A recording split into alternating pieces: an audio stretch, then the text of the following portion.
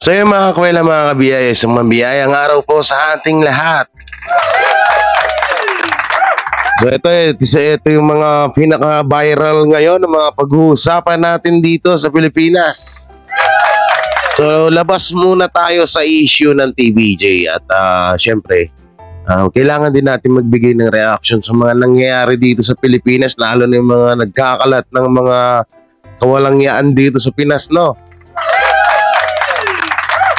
Ito nga po, no, at viral na viral ho ngayon dito sa social media, trending sa Facebook, YouTube, TikTok at saan ka man, sa saan ka mang planeta na nanonood ng sa social media. Kung saan ka mang social media platform na nanonood, mapapansin at mapapanood nyo ito. So ito po, viral po ang issue ni Excel. Kung pagkakaalam ko, ito si Excel is kapatid ng yumaong sikat na influencer, ang kauna-unahang pong influencer na ang kanilang content ay lab team, yung kauna-unahang gumawa ng mga parang dito, yung mga serye sa Pilipinas na walang iba kundi ang Jamich. Ewan ko baka nagkakamali ako, pero pagkakaalam ko yun at i-search nyo na lang niya, ito si Excel, diba? At ayun nga, at napansin ko rin dito, no, sobrang yaman din talaga nito. Biruin mo yung mga binibili ng mga yung mga laruan nito, sobrang ang gaganda. Saka ang mamahal talaga, milyon ang isa. So kung pagbabasihan mo naman yung kanyang social media platform, yung kanyang mga social media platform, parang dun, parang kulang na kulang. Kung pagbabasihan mo yung YouTube, Facebook, yung kitaan lahat niyan, ikukumpara mo dun sa mga binibili niya, parang kulang na kulang ho. Kaya ngayon nagka-issue nga po at eto nga may post pa nga ito na nagba-viral ngayon sa Excel na kung ikaw ang tatanungin, sino ang ipapatulpo mo? Yung pala balang araw, siya pala ang matutulpo. So yan, bago natin ito simulan, huwag niyo pong kalimutan na mag-like, share, comment, and subscribe sa ating YouTube channel. At pakipindot na lang din po yung bell button para lagi tayo updated sa ating mga video araw-araw. So yun na nga po mga kadabarkads, no? Bali-balita nga po ngayon ay talagang siseryosohin na po ni Senator Rapi Tulfo, ni Rapi Tulfo in action, or ni Idol Rapi Tulfo, itong kaso ni Excel. Sa kadahilanan nga po na halos 400 ba yun? 400 na tao yung na-scam nila. So sobrang laking pera ho nun. Biruin mo to 1 million yung investment, tama ba? Biruin mo kung sa 1 million yun to sa 400 na tao, ba't parang sobrang laki nun, ang yaman mo na nun. Sana all lang talaga. So ngayon nga, ang ginawa nga nito ni Excel, ito nga yung sabi-sabi sa social media galing to, hindi sa akin, no? Baka makasuhan, baka may magkaso na naman. Etong si Excel ay tawag dito ay tumakas na daw. Oo, tumakas na daw sa kabilang planeta. At kasama niya pa itong kanyang mag-ina. So paano na lang nga naman yung paano na nga lang naman yung mga tao na nagreklamo sa dito kay Excel. So ito mo yung video, panoorin natin, no? Bali 2 video to na magkarugtong, at yung pinakahuling video ay yun po yung sinabi ni Senator Rapi Tulfo, ni Idol Rapi Tulfo, na ayun na nga po daw na parang siseryosohin niya na at hindi niya to tatantanan. Mike Enriquez, hindi ko kayo tatantanan. Kasi ito yung video, panoorin niyo. Senator Rapi, may banta sa pagtakas ni Excel at Mikey sa mga in-scam nila. Naku. Kamakailan lang ay nakausap pa ni Senator Rapi Tulfo sa programa niyang Wanted sa radyo ang magkasintaang Excel Sebastian at Mikey Agustin para hingin ang kanilang paliwanag kaugnay sa pagkakasangkot nila sa 200 million investment scam. Dumulong nga ang ilang complainant kay Senator Rapi para ireklamo nga sina Excel at Mikey. Giit ng mga complainant, naloko sila ni Yexel at Mikey. Nag-invest umano kasi sila sa inaalok ng mga itong investment, ngunit ang pinapirma lamang sa kanila ay certificate of loan. Umabot nga sa milyon-milyon ang natanggap na pera ni Yexel at Mikey sa mga investors na karamihan ay mga followers nila na OFW. Ngunit iginiit ni Yexel na investors lamang din sila. Ito raw ang dahilan kaya wala silang maisagot sa mga investors tuwing hinihingan sila ng mga ito ng update. Ayon pa kay Yexel, ipinaliwanag na nila sa mga investors na hindi sila ang owner bago nila tinanggap ang investment ng mga ito. Samantala, galit na galit naman ngayon si Senator Rapi matapos niyang matanggap ang report na wala na sa Pilipinas sina Yexel at Mikey. Sa ginanap na committee hearing nitong Lunes, kinumpirma ni Bureau of Immigration Commissioner Norman Tansinko na lumipad na patungong Japan sina Yexel at Mikey. Paliwanag ni Tansinko, wala pang dahilan para i-hold ang paglipad ng couple. Iginit naman ni Senator Rapi na posibleng tumatakas sina Yexel at Mikey o naghahanap ng mga bagong investors. Aniya, hindi ko alam kung ito'y tumatakas na o baka pumunta sa Nagoya para mag-recruit na naman ng mga investors. Is there any way na mapigilan? Ewan ko lang sa immigration. Meron naman palang balita na kalat na ito ay marami na na-scam, dagdag pa ni Senator Rapi. Samantala, sinabi naman ng Department of Justice Secretary Boying Remulla na ito kailangan na naman si Remulla sa korte ang hold departure order bago sila maglabas ng lookout bulletin laban kina Yexel at Mikey. Ani ni Remulla, hanggang local bulletin lang po ang kaya namin gawin kasi yung right to travel ang aming tinitignan. Sa ngayon, wala pang paliwanag ang couple hinggil sa pagpunta nila sa Japan sa gitna ng mga reklamong kinakaharap nila. Gayunpaman, nakahain na sa NBI ang kaliwat kanang reklamo laban sa kanila. Alam nyo ngayon mga kadabarkads, nauuso yung mga panggagago ng mga mga content creator sa mga tao din dito sa Pilipinas. Diba nung nakaraan umuso yung mga nagba-viral yung mga sugal, yung mga pilwin, yung mga mananalo, 400k in one day. Diba, nauso yung mga ganon. So eto na naman, panibago na naman, alam mo sunod-sunod na nung nakaraan, may mga influencer din na may mga na-scam, sila. Dito kasi, sa issue na to ni Excel, dito, rin to dalawa lang ang tatakbo dito. No, dalawang tatakbo sa isipan mo rito. Maaaring totoo yung sinasabi niya na investment lang din naman din sila. Tama ba yung pagkakasabi ko? Pwede ring may may pinakabos. Ngayon, yung yun lang yung pinagtataka ko. No, dahil bakit pa nakalayas pa? Kasi bago sila umalis, pumutok muna yung issue sa kanila, di ba? So dapat doon pa lang hinarangan na ng na immigration yun na umakaalis. Pasensya na kayo, sinisipon na ako kaya nauutal-utal tayo, no? Alam mo, yung mga influencer ngayon, nagtataka ako sa kanila ito Ang lalaki na ng kinikita nila sa kanilang mga social media account. Bakit hindi sila makontento? No? Bakit hindi sila makontento? Hindi ko talaga lubos maisip. Yan kasi ako itong yung channel ko na to, ito, marami kaming naikinabang dito. Dito ko binubuhay yung pamilya ko. Diba? Dito ko yung binibili yung mga gusto namin. Hindi naman kalakihan din ang kita ko dito sa social media. Pasang awa nga, maka 10k views, diba?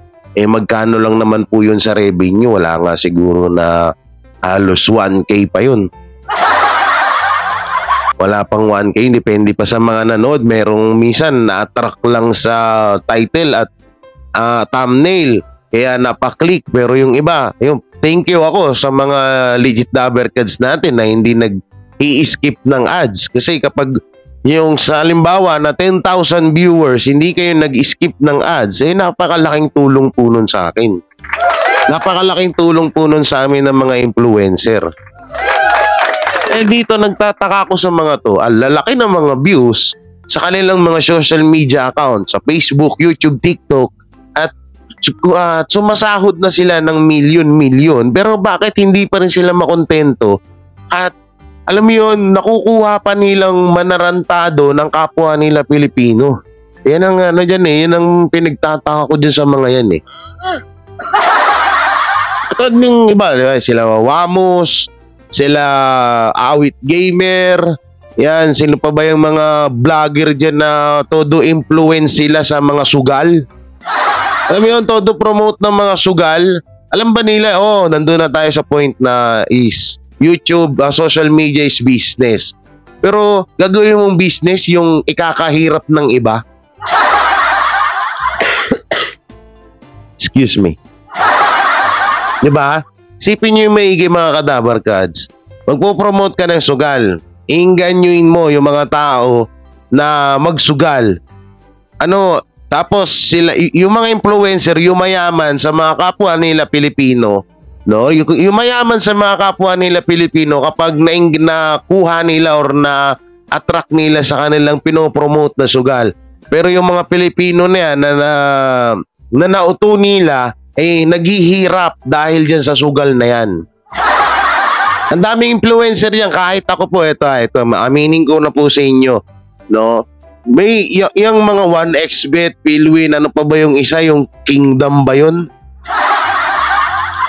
Ang sa akin, ng offer sa akin, 10,000, tama ba? 30,000, no? 30,000 to 15,000 to para sa 100k views ba? O 100k views. Ipo-promote ko lang. Maraming sugal na nag-alok sa akin, pero minsan, di ba, hindi nyo nakitaan dito na nag-promote ako ng sugal kasi ayoko talaga dyan sa hinayupak na sugal na yan. Nagtataka ako sa ibang influencer, no? Ay yaman nyo na, pero bakit promote pa kayo ng promo? Ba't hindi kayo makontento sa kita nyo? Hindi nyo gayahin sila, Team Payaman, Kong TV. Diba? Yumaman sila dahil sa kanilang mismong create. Sa kanilang paggawa ng mga nakakatuwang mga video. Minsan, hindi nyo na nakita nag-promote ng sugal yan, pero isa yan sa pinakamayayaman na vlogger dito sa Pilipinas. Diba? Ewan ko dito sa mga na to.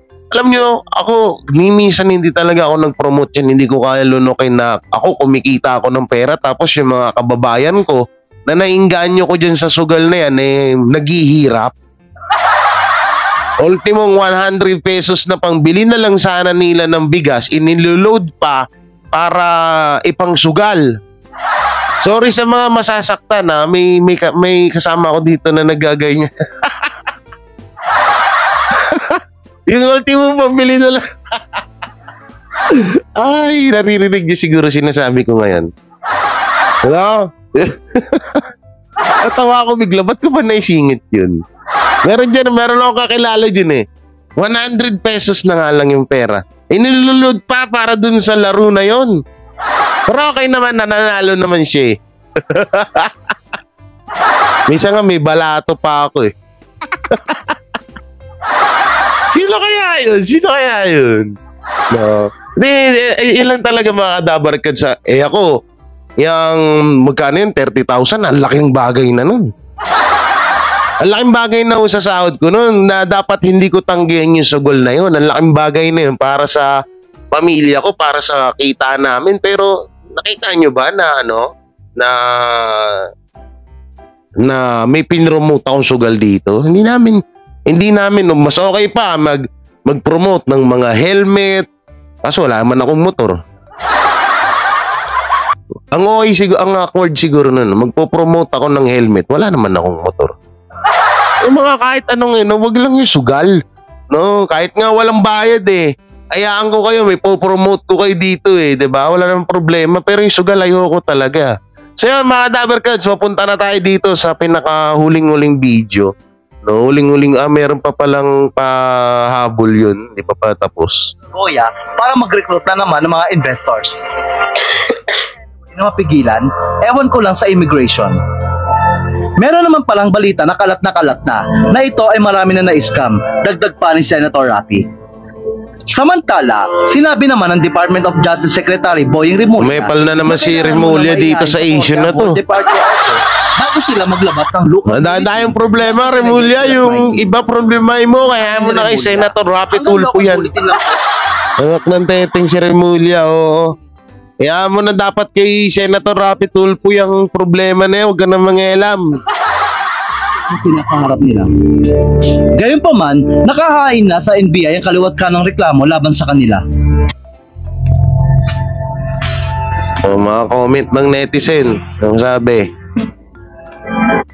O, kahit naman saan pa sila magtago, pag si Sir Raffy Tulfo ang kumilos, hulihan sila, kawawa din yung mga nag-invest, dapat balik na lang ang mga pera nila. Tama naman, dati balik na lang. Okay? Sino pa yung nag-comment? Laking pera, 200 million. Tagal ah. Oh, mga tao hindi makontento sa kung anong meron sila. Oh, yun nga yun sinasabi ko kanina. Ang lalaki na nga sinasahod. Pero hindi makontento sa mga kung anong meron sila. Samantalang kami dito, oh.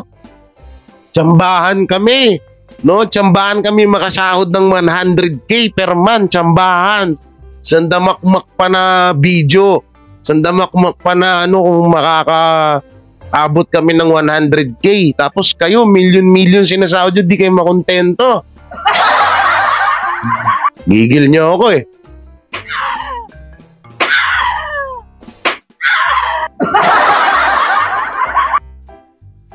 Oh, hindi makakapagtago dito sa Japan. Oh, asa na? Wala na ba ibang comment? Ito na yung ito na yung isang video na kung saan ay yung mga sinabi ni Senator Raffy Tulfo mapatungkol sa kanila. Nandiyan po ngayon si Mikey Agustin at Yexel Sebastian. Ingat lang po kayo. Marami na po mga nagreklamo dito na naloko doon sa mga investment opportunities na ino-offer nila. Trending ngayon sa social media. Yexel Sebastian at Mikey Agustin. Bumiyahe na raw patungong Nagoya, Japan. Naging usap-usapan nga nabanggit ni Senator Raffy Tulfo sa Senate hearing na pumunta sa Nagoya, Japan ang magkarelasyon na si Yexel Sebastian at Mikey Agustin. Ayon kay Senator Raffy Tulfo, malakilahal siya na nagsabi sa kanya na nakasabay nila ang dalawa sa eroplano. Tinanong ni Senator Raffy Tulfo kung may paraan daw ba na mapigilan na makabiyahe ang mga ganitong tao na kalat na may reklamo laban sa kanila. Kamakailan lang ay dumulog sa programa ni Senator Raffy Tulfo ang mga nagpakilalang mga biktima raw ng investment scam ni Yexel at Mikey. Sinabi ni Senator Raffy Tulfo na bumiyahe na papuntang Nagoya, Japan ang magkasintahang Yexel Sebastian at Mikey Agustin. Ito ay sa gitna ng mga reklamo sa kanilang kaugnay sa sinasabing investment scam. Sa Senate hearing, tinanong ni Senator Raffy Tulfo kung may paraan daw ba na mapigilan na makabiyahe ang mga ganitong tao na kalat na may reklamo laban sa kanila. Anya, bukod dito sa whole departure order mula sa korte. Ayon kay Secretary Rimulya, ang tanging magagawa ng DOJ ay lookout bulletin at wala silang magagawa kundi igalang ang kanilang right to travel. Matatanda ang kamakailan, Yexel Sebastian at Mikey Agustin Tulfo nahaharap ngayon sa maraming reklamo ng estafa sa National Bureau of Investigation. Ang dating miyembro ng 90s dance group na Street Boys at isang kilalang toy collector at vlogger na si Yexel Sebastian. Dawit rin ng kanyang partner na si dating PBB housemate Mikey Agustin dahil sa umano'y pagkakasangkot nila sa isang investment scam. Noong nakaraang linggo, naglabasan ng mga reklamo sa social media mula sa mga nag-invest umano ng tig 1 million pesos kapalit ng 5% interest rate kada buwan o 60% kada taon.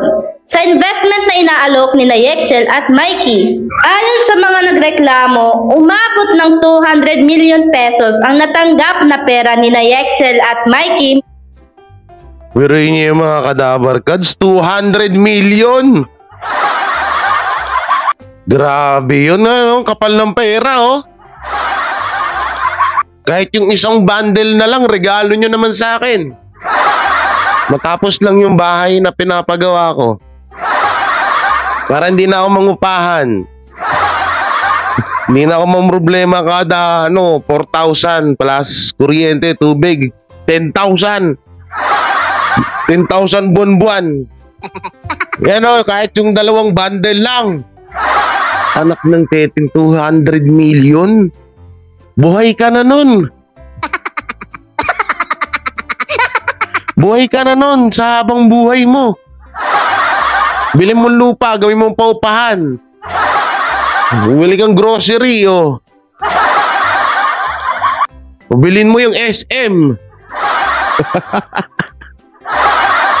Di ba mga kadabar kads, 200 million? Sa mo ko, grabe, ang daming yung na-scam. Kasi ito kasi mahirap yan dyan. Ang dami kasing nagreklamo kay Excel. No? Kaya tayo ng mga katulad ko, reactor, alam ko naman nakampihan pa natin si Excel. Ano yan? Bumuo ng team para siraan si Excel. Ba't sino ba si Excel? Sobrang sikat ba na Excel? Yung iba kasi mga yung ibang mga tao, nababasa ko sa comment section, ay, paninira lang yan kay Excel. Hindi naman, bakit? Malakong TV ba sa Excel na para siraan?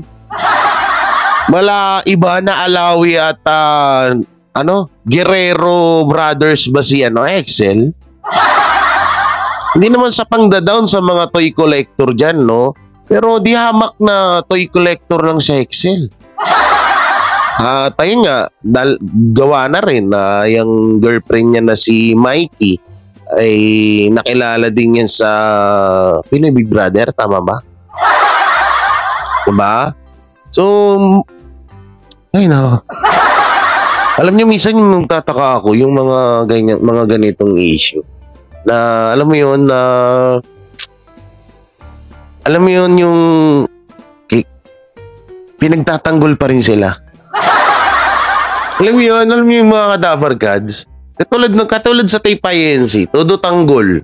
Yung mga viewers doon na uto-uto. No?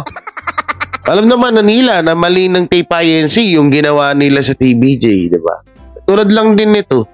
Ang dami nang na-scam, kapwa nyo Pilipino, tapos kakampihan nyo pa yun ng scam. O baka sabihin nyo, bakit? Napatunayan na ba? O yan, waiting. Antayin nyo, malapit na. Tumakbo na nga eh. Anak ng teting naman, no? Grabe. Sige, tuloy natin. Sa mga investors na karamihan ay mga OFW. Isa sa mga nagreklamo laban kina Yexel at Mikey ay si Priscilla Lafontaine. Sa kanyang Facebook post, sinabi niyang nagmamakaawa na umano ang mga OFW at nasa abroad na nag-invest kina Yexel at Mikey. Lahat pa niya 2 buwan na umanong delayed ang interest na pinangako ni Yexel at Mikey. Kasunod nito, nakiusap siyang kausapin sila ni Yexel at Mikey matapos siyang i-block at i-unfriend ng mga ito sa Facebook. Aniya, Mikey Agustin at Yexel Sebastian, nagmamakaawa po ang mga OFW at abroad na nag-invest sa inyo. Meron din sa Pinas mga naglabas ng pera. Sana po kausapin nyo kami. 2 months na pong delayed ang aming kita sa investment namin sa inyo. Kayo ang kausap namin, sana pakiusap kayo ng maayos sa amin. Binlock ako ni Yexel. In-unfriend ako ni Mikey sa personal Facebook niya. Bakit po ganun? Maayos kami naglabas ng pera. Sana maayos din kayo makipag-usap sa amin. Naku po. Nai-stress na kami. #RafiTulfo in action. Naku Sa po. kabilang banda, nakapanayam ng mga nagrereklamong investors si Yexel sa programa ni Senator Rafi Tulfo na wanted sa radyo. Sinabi ni Yexel na ang pera ng mga nagrereklamo ay nasa opisina nila. Ngunit iginiit ng mga complainants na kapag pumunta sila sa opisina ng kumpanya ay wala umanong humaharap sa kanila. Sabi pa ng isa sa mga complainant. May mga pumunta po doon sa office nila pero wala pong nagpapakita. Nag-iba yung boses, Wala tao, pero may tao po naman sa loob. Pinatay po nila yung ilaw. Nako. Pero bukas yung aircon. Nako. Paano walang tao? Nako. Ibukas yung aircon. Nako! Dito ay giniit ni Excel na kaya wala siyang maisagot sa mga investors dahil investor din umano siya. Ayon pa kay Excel, hindi siya ang may-ari ng HP Horizon na pinag-iinvestan nila, kundi isang nangangalang Hector. Kaya wala umano siyang access sa pera. Anya, Kung baga nga po, wala din po kaming maisagot sa mga tao. Gawa nga po na kapag humingi kami ng updates, hindi rin po kami binibigyan ng updates agad-agad. iginiit din ni Excel na bago mag-invest ay sinabi umano niya sa mga investors na hindi siya ang may-ari ng kumpanya. Anya, Hindi po ako ang may-ari nito. Ine-explain ko naman po sa kanila na investor din po kami talaga. Hindi po talaga kami yung owner. Gayunpaman, ipinaliwanag ni NBI Anti-Fraud Division Chief Attorney Palmer Malyari na malaki ang pananagutan o responsibilidad ni Yexel at Mikey sa kaso dahil sila ang tumanggap ng pera ng mga investors. Sa ngayon, patuloy ang investigasyon ng NBI hinggil sa kasong estafa laban kina Yexel at Mikey. Natatawa ako dun Hindi daw sila yung may-ari. Hindi, or isa lang din daw silang investor. Kung ganun, ikaw ba naman itataya mo yung sarili mong pangalan para dyan? Nasa'yo lahat, alam mo naman, nasa'yo lahat dadaan ng pera, sa'yo lahat. Alam mo yan na bandang huli, kapag nagka-problema, ikaw yung sisisihin yan dahil sa'yo nga, kaya nila nalaman yan dahil sa'yo. O ngayon, na nagkakagulo-gulo na, bakit ayaw mong ilabas ang pinakamayari niyan? Diba? Yun yung mahirap dyan. Tapos, noon pa man, sinabi mo na. Kahit sinabi mo sa kanila yan na hindi ikaw ang pinaka-boss dyan o pinaka-may-ari niyang kung anumang pang-i-scam yung ginawa niyo dyan, no? Ikaw at ikaw pa rin yung sisisihin ng mga tao dahil ikaw yung humarap sa kanila. No? Tsaka sa'yo, ikaw yung nanghihikayat sa kanila na mag-invest dyan. Tapos, ngayon, sasabihin mo, hindi ko may-ari. Dati pang lumang style na yan. Ito, lumang style na yan ng mga tao na makapag nabibisto na bandang huli, sasabihin hindi sila may-ari. Halos pinagyayabang mo doon sa social media account nyo, may mga picture-picture pa kayo na yung pera nyo. Kitang-kita na sa social media account nyo Tapos ngayon, hindi ikaw may-ari. Imbis. Tapos ngayon, imbis na dapat naharapin nyo yung problema nyo, asan kayo? Nasa Nagoyo, Japan. Nagoya. Asa ngayon, nagtatago kayo, imbis na harapin nyo. Diba? Ay kung hindi pala ikaw yung may-ari, hanapin mo yung may-ari, iharap mo kay Senator Rapi Tulfo, iharap mo sa mga tao. Sa mga tao nagre-reklamo sa'yo, kawawa naman yung mga tao, pinaghirapan nila yung pera nila,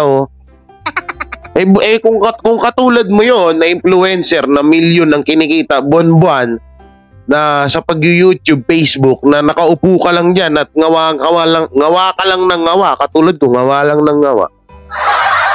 No?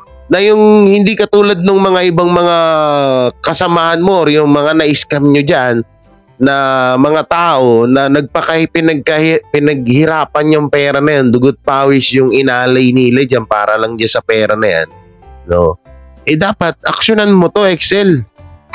Aksyonan nyo to, hindi yung anak ng teteng, imbis na aksyonin nyo, lumipad agad kayo ng Nagoya Padagad kayo ng Japan Di pa nga tapos yung problema yun, nag-Japan agad kayo. Yung naman, ewan ko, bakit naman nalusot to? Pero sa totosin lang may nag-send ng GCash, pera na ba to? Ano sabi niya? Tignan ko, baka pera to. You don't have enough balance. Ako po. Akala ko pera na eh. Ayan wala daw laman yung Gcash ko. Ayan wisit.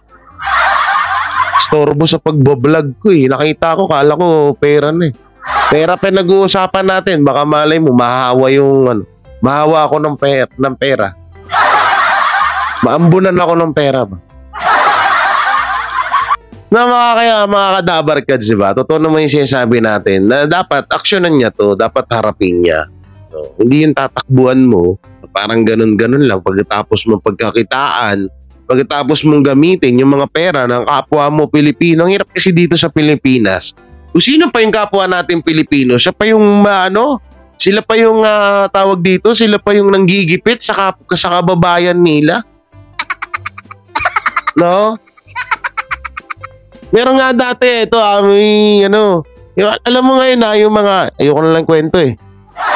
Alam ko nanonood sa video ko yun eh. Alam niyo yung mga Pilipino ngayon, no? Kapag sila yung nangutang sa isang tao, no, ang gagaling, ang babait. Pero kapag sila yung sinisingil, galit na galit. Na ultimong sila kapag may kahit 100 pesos lang yung utang mo sa kanila, kung singiling kanila maya't maya. Pero kapag sila nangutang sa'yo, no, ang hirap magbayad kung ano-ano pang kuskus balungos ang sasabihin sa'yo. Totoo yan. Yan ang realidad dito sa Pilipinas. Saka kapag dito sa Pilipinas, pag-usapang pera, tablado lahat.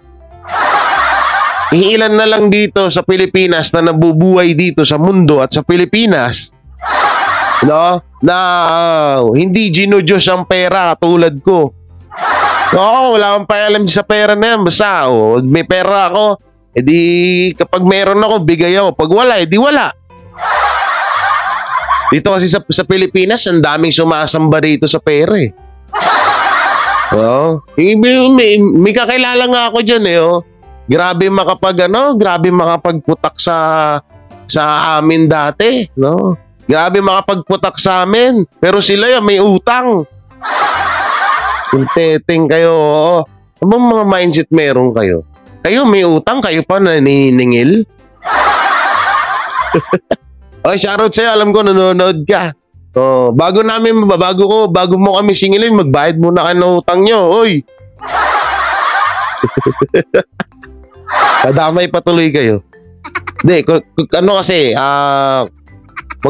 magkarugtong kasi sila eh. Pwedeng idamay naman eh.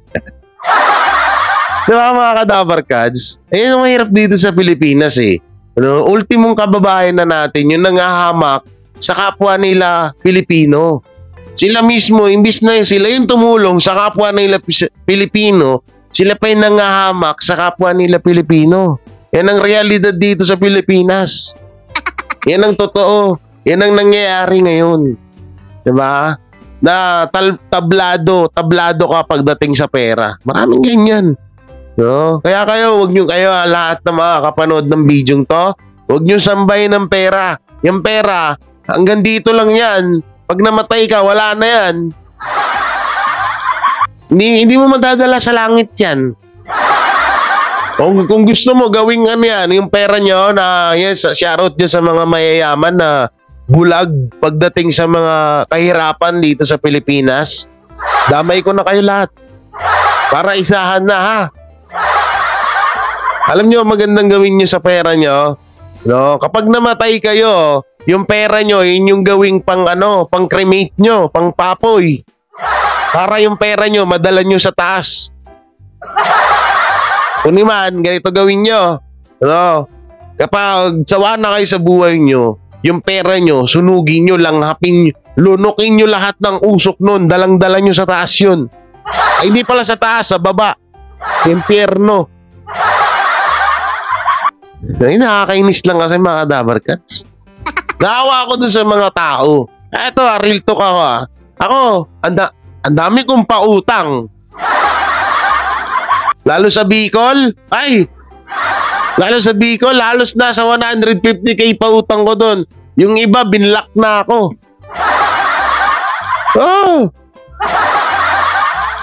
Sisingilin mo kahit 5,000 man lang sa utang nila na 30,000. Singilin mo, baka pwede naman baka pwede naman na makakuha kahit 5K, gipit kasi kami. Mamaya ibinilak na ako. Lumipas ng 1 taon hanggang ngayon, hindi pa rin ako chinachat. Yung pera kong pinaghirapan, wala, tiway na lang.